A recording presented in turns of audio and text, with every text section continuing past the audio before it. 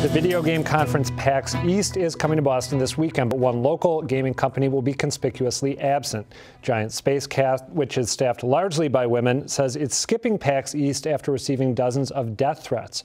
It's the latest twist in the bizarre scandal known as Gamergate. It all started when people went online and angrily criticized a female game designer named Zoe Quinn personally and professionally after her game Depression Quest came out. The harassment escalated. Quinn was threatened with violence. Her personal information was posted online, and when others defended her, they were harassed as well. Among those defenders was Brianna Wu, the co-founder of video game company Giant Spacekat. As a result, she too says she was harassed, and ultimately her company decided to skip its planned appearance at this weekend's convention. Joining me now is Wu's business partner, Amanda Warner, the other co-founder of Giant Spacekat Productions, and Nina Hunteman, a professor of media studies at Suffolk University and the co-director of Women in Games Boston, a professional networking group. Welcome to both of you. Welcome. Thank you. Thank you. Amanda, I want to start by asking you how what we have come to call Gamergate has affected you personally. Have you received any of these death threats that Brianna Wu has spoken about? Indirectly. Most of this has been directed at her, and by extension, our company. And anytime that she appears anywhere she needs security, I feel like I've been sitting Shiva for 6 months waiting for the other shoe to drop. So when it came time for PAX and the discussion about PAX, we just didn't feel safe being on the expo floor. And so yeah, we backed out. I want to get Nina in here in a moment, but before I do, the term Gamergate does not mean what a lot of us, I think, assume that it does when we delve into this, people who don't know the gaming community. I just assumed that it referred to the sort of horrible behavior that we've heard discussed in reports of this, but that's not how people identify with the term Gamergate, or at least how a big chunk of people identify with it, right? Right. I think it's a lot of things to a lot of people, and depending on who you ask, it's about ethics in journalism, game journalism.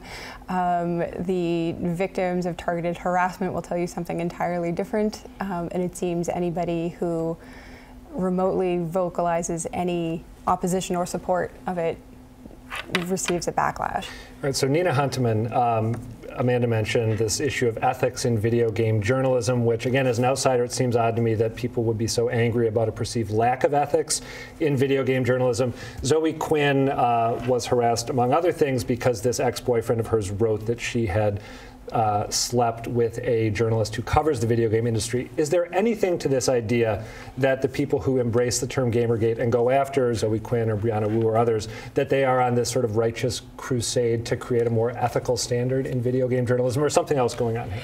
Well, I think that there needs to be transparency in any entertainment journalism. I mean, unfortunately, that's an area of journalism that is fraught with very close relationships between the industry and the people who cover it, getting swag to go to an event, and so forth. It's been part of that area of journalism for a while. It's not even just entertainment journalism. I mean, that happens in political journalism too, all journalism. Yeah, and I'm in a Department of Communication and Journalism when we talk about ethics.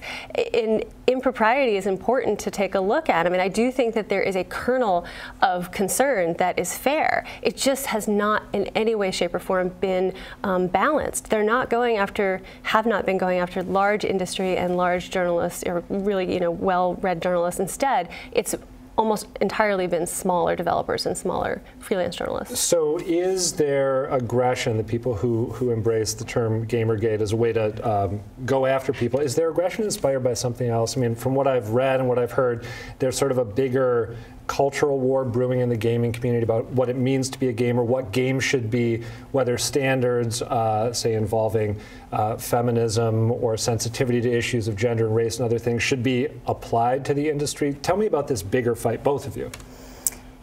Do you want to go first? Sure. So I think what's happening here is we have what has been a fairly marginalized subculture, and marginalized by the mainstream. People who are gamers have been denigrated for decades, seen as like the basement-dwelling teenager, arrested in development, whatever.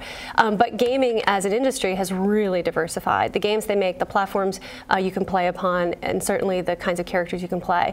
And so to some extent, there's a bit of a uncomfortable transition from a subculture to a mainstream culture, and not without some struggle. So is that why, Amanda, there's this ire directed at people who are described as social justice warriors? Actually, before you answer that question, what is a social justice warrior, in quotes? Badge of honor now. Social justice warrior is typically anybody who is seen as lobbying for diversity. You know, there needs to be more room at the table, and that's basically what people are asking for. Is it just diversity, or is it also, say, games that don't objectify women? I mean, I remember hearing about how in Grand Theft Auto, for example, you could basically wreak havoc on women violently. Is it also that?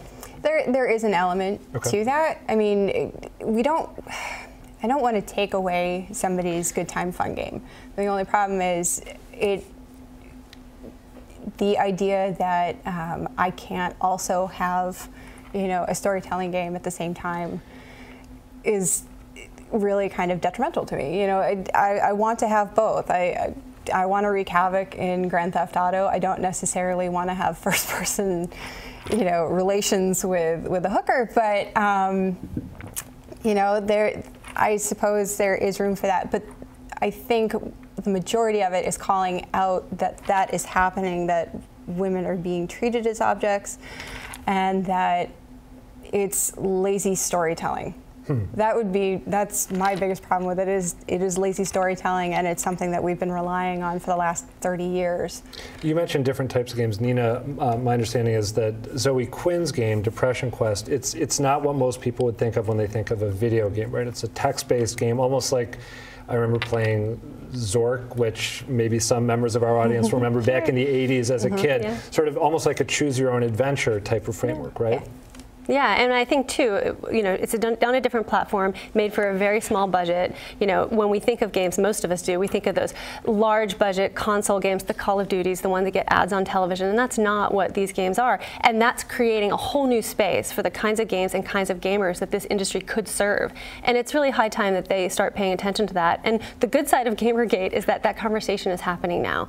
Gamers and industry are responding to this call for inclusivity, and we're starting to see more of it. How do you think it's all going to resolve? I mean, or maybe I should ask, how long will the fight continue? Because you say you're seeing more inclusivity, but obviously there's a lot of holdouts who don't like the direction you describe things moving in. So is there a sort of a truce in sight, or is truce the wrong word? I think truce is the wrong word. I think there's always going to be extreme views on this, and well, they may continue to exist online. We've already seen the amount of traffic around this starting to decrease over several months, particularly around the hashtag Gamergate. And hopefully through conversation, more face-to-face conversation, there can be bridges and there can be resolution, and that hopefully things do change. Amanda, you guys have a new game coming out, right, at Giant Spacekat that you're not going to be able to show off at PAX East because... Yeah, I mean... So, tell me just briefly about the game that you guys have crafted. Okay, so we have Revolution 60, which is spies in space, basically. It started off as an iOS game. All the protagonists happen to be women, but it really is just kind of like a spy thriller. And as you play the game, you're forming alliances with different characters, and you have a variety of endings. So the game that we wanted to show at PAX was the PC version of that. So we had to change some of the mechanics, obviously going from tablet to PC.